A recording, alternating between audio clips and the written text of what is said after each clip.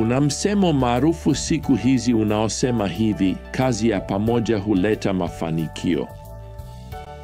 Naam, nadhani kuna ukweli kidogo katika methali hiyo, kwa sababu Mungu alituumba tuhitajiane, tufanye kazi pamoja. Hilo ni kweli pia katika kazi ya umisionari, huduma pia. Paulo sasa yuko kwenye safari yake ya pili ya umisionari, lakini hafanyi kazi peke yake. Kwa kweli, mara chache sana hufanya hivyo. Alianza safari yake na Sila.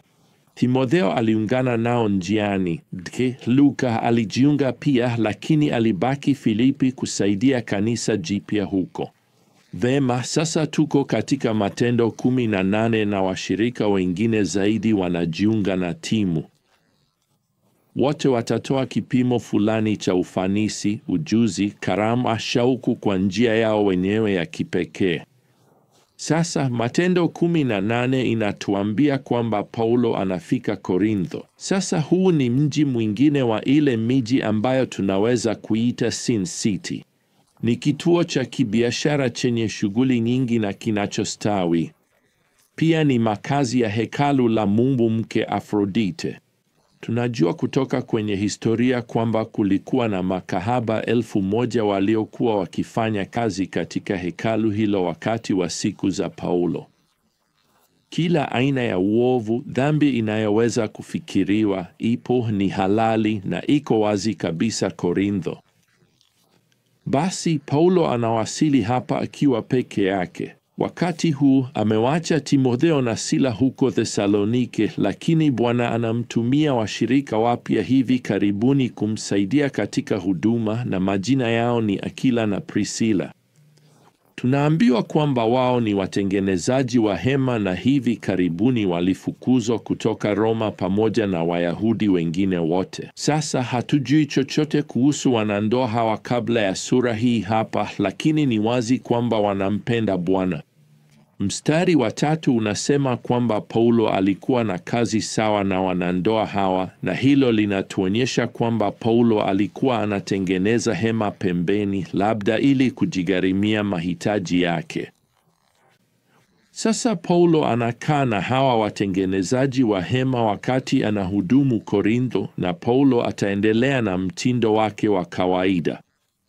Anaanza kuzungumza katika sinagogi kila Sabato, na wakati Sila na Timotheo wanapowasili kutoka Makedonia, inakuwa faraja kubwa kwa mtume na wanaungana naye katika kazi hiyo. Tunajua kutoka katika kitabu cha Wakorintho wa pili kwamba pia walileta zawadi ya fedha kutoka Makedonia. Hivyo Paulo anaweza kuacha kutengeneza hema kwa muda na kujikita kabisa kwenye kazi yake ya umishonari. Mstari wa 5 unatueleza kwamba Paulo alikuwa amejishughulisha na neno, akiwashuhudia Wayahudi kwamba Kristo mpakwa mafuta, yaani Masihi, alikuwa ni Yesu. Sasa baadhi ya Wayahudi wanamkubali Yesu kama Masihi wao, lakini kwa sehemu kubwa, mstari wa 6 unasema walimpinga na kumtukana Paulo. Basi anapokosa kukaribishwa tena kwenye sinagogi hapa, Paulo anageukia watu wa mataifa. Kwa ujasiri mkubwa anaweka makao yake makuu karibu kabisa na sinagogi, katika nyumba ya muumini mpya aitwaye Titius Justus. Sasa tunaambiwa katika mstari wa 8 kwamba Krispo, mkuu wa sinagogi, alimwamini Bwana pamoja na jamaa yake yote. Wewe unaweza kufikiria jinsi habari hii itakavyosafiri kuzunguka jiji hilo. Naam, Paulo anabaki Korintho, anahubiri neno kwa uaminifu. Mstari wa 11 unatuambia kwa mwaka 1.5, na wakati huo watu wengi huja kwa imani katika Kristo. Hatimaye Paulo anaondoka. Atatoa ripoti kanisa lake la nyumbani Antiokia kuhusu Bwana amekuwa akifanya, na Sila na Timotheo wanaweza wamebaki kuhudumu Korintho, au wanaweza wameandamana na Paulo kurudi Antiokia. Hatujaambiwa. Tunaambiwa hapa kwamba Prisila na Akila wanaenda pamoja na Paulo hadi Efeso, ambako Paulo anasimama kwa muda ili kuhudumu. Sasa mstari wa 19 unatuambia kwamba huko Efeso aliingia katika sinagogi na kujadiliana na Wayahudi, na wakati yuko anaombwa kukaa muda mrefu, lakini ana wasiwasi kuondoka. Yeye anataka kuendelea kusonga mbele.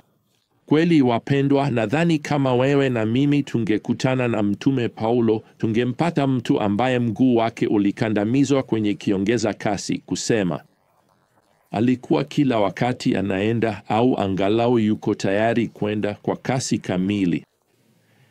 Sasa haijulikani ni wangapi huko Efeso waligeukia imani kwa Kristo, lakini Paulo hawakuacha tu baada ya ziara yake ya haraka. Kwa hakika anaacha kimkakati Priscilla na Akila hapa Efeso, na kwa hakika watakaribisha kanisa jipya nyumbani mwao ili maisha yao sasa, nyumba yao, mioyo yao, vema, tuwaone kuwa wazi kwa kila mtu kwa ajili ya Injili. Wao ni mfano gani kwetu leo? Sasa Paulo pia anaahidi kurudi Efeso ikiwa Mungu anapenda. Kisha anaondoka kwenda Antiokia. Aya ya 23 inatuambia kwamba baada ya kutoa taarifa kanisa la Antiokia, Paulo anaondoka haraka kuanza safari yake ya 3 ya umishonari. Ataendelea kusonga mbele. Wakati huo Paulo kuondoka Efeso, mwanaume aitwaye Apolo anawasili huko. Nataka usikilize jinsi anavyoelezewa hapa kwenye aya ya 24. Alikuwa mtu mwenye ufasaha wa kusema, mwenye ujuzi katika maandiko. Alikuwa amefundishwa njia ya Bwana, na akiwa na bidii rohoni, alizungumza na kufundisha kwa usahihi mambo yanayomhusu Yesu. Hivyo tunaambiwa hapa kwamba alikuwa na ufasaha, alikuwa mzungumzaji mzuri, alikuwa na elimu, na pia tunaambiwa alikuwa na shauku. Lakini kuna kitu kinakosekana katika mafundisho yake. Tunaambiwa hapa kwenye aya ya 25, alijua ubatizo wa Yohana tu. Sasa hii inamaanisha kwamba maarifa ya Apolo kuhusu Yesu huenda yalitokana na wanafunzi wa Yohana Mbatizaji, yule nabii wa Agano la Kale aliyemtambulisha Yesu miaka kadhaa iliyopita.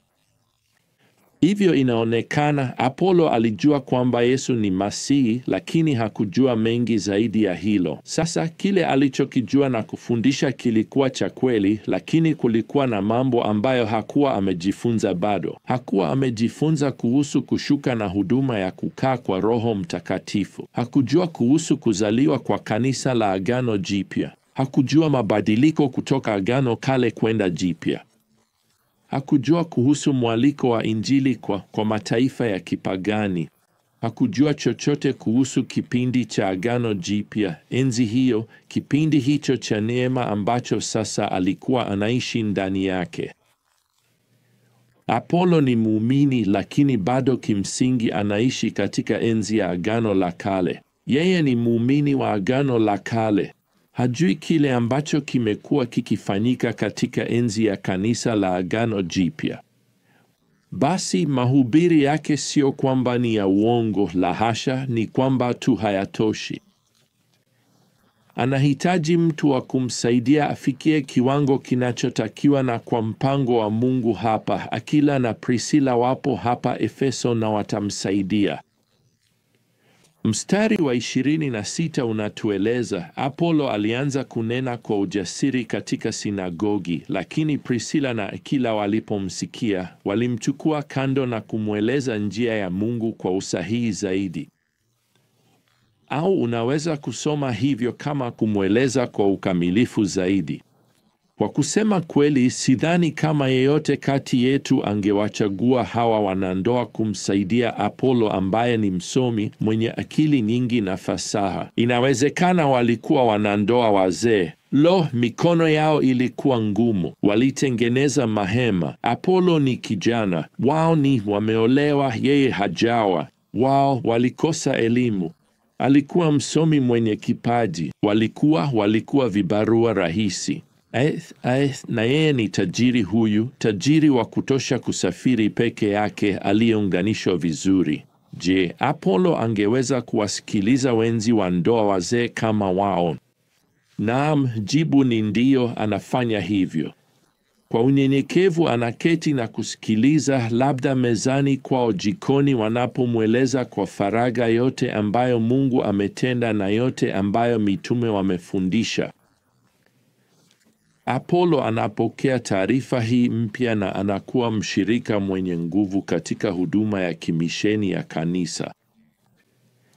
Hatimaye anaelekea Korintho na mstari wa 27 hapa unaelezea huduma yake katika mji huo. Alipofika aliwasaidia sana wale waliokuwa wameamini kwa neema, kwa maana aliwakanusha Wayahudi kwa nguvu hadharani, akionyesha kwa maandiko kwamba Kristo, yaani Masihi, alikuwa Yesu.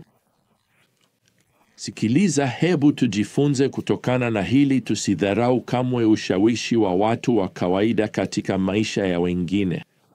Hapa unaona wanandoa wa kawaida, watengenezaji wa hema, ambao walimgusa Apolo, ambaye naye ataligusa kanisa ambalo litaugusa mji.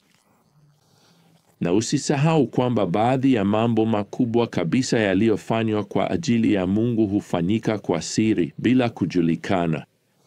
Priskila na Akila, labda wakati wa chakula cha jioni, labda walikuwa na wengine kadhaa pale nyumbani kwao kawaida, walimsaidia kumfundisha Apolo, wakimwandaa kwa huduma yenye ufanisi na nguvu siku za usoni. Nimesoma kwamba unaweza kuchukua pauni moja ya chuma na kutengeneza misumari na kuuza kwa dola chache. Hata hivyo, ukitengeneza kiasi hicho cha chuma kuwa kiatu cha farasi, thamani yake itapanda hadi dola 100. Ukitengeneza chuma hicho kuwa sindano za kushonea, thamani yake itapaa hadi zaidi ya dola 1000. Lakini ukiweka hiyo pauni moja ya chuma mikononi mwa watengenezaji sawa Uswisi, wataitumia kutengeneza chemchemi za kusawazisha kwa saa ghali za Uswisi, na thamani yake itazidishwa hadi zaidi ya dola 100,000. Yote inategemea mikononi mwa nani malighafi hiyo imewekwa. Sasa hebu niwaambie, malighafi ya huyu muumini mchanga Apolo, maisha yake yaliwekwa mikononi mwa watakatifu waliokomaa na wenye uzoefu, Priskila na Akila, na thamani ya huduma yake itakwenda kuongezeka maradufu kwa manufaa ya kanisa na hatimaye kwa utukufu wa Mungu. Swali ni, Mungu ameweka nini mikononi mwako? Labda ni huduma ya kibinafsi katika faragha ya nyumba yako, au labda uko nje katika kufundisha neno hadharani. Jambo ni kwamba popote pale, mruhusu Mungu akutumie kwa manufaa ya watu wengine, hatimaye tena kwa utukufu wa Mungu. Sasa neema ya Bwana Yesu Kristo na upendo wa Mungu na ushirika wa Roho Mtakatifu ukae nanyi nyote. Amina.